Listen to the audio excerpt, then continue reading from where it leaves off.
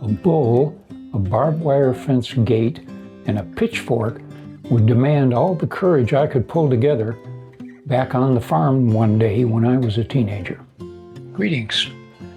As I have mentioned in other posts that I've made here, I grew up in a rural farm community. Our neighbor had a farm and I worked for him as a teenager. He had 40 head of purebred Jersey cattle that he had bred and raised himself.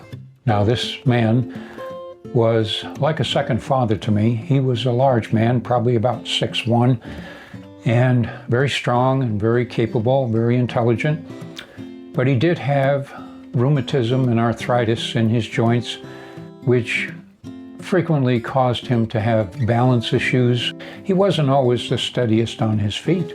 In the summertime, we used to let the cows out in the pasture during the day, and then we'd bring them into the barn before chore time and milking.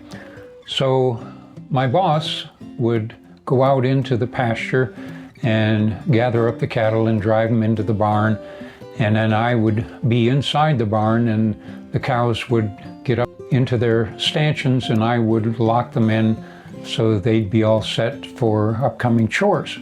My boss kept his own bull. We didn't always let the bull out with the cattle, but some days we did, and on this particular day the bull was out with the rest of the cows. So my boss was out gathering the cows, driving them into the barn.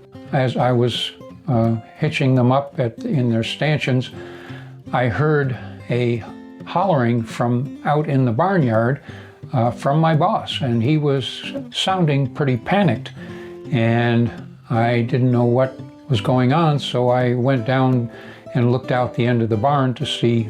So when I got a good view out the end of the barn, I was very shocked to see what was going on.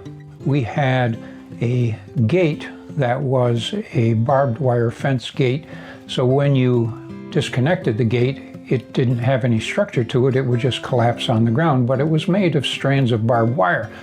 So there was my boss, and he was tangled up in that barbed wire gate laying on the ground. And the bull was about 10 feet away from him, facing him with his head down and pawing the ground and making some bellowing noises.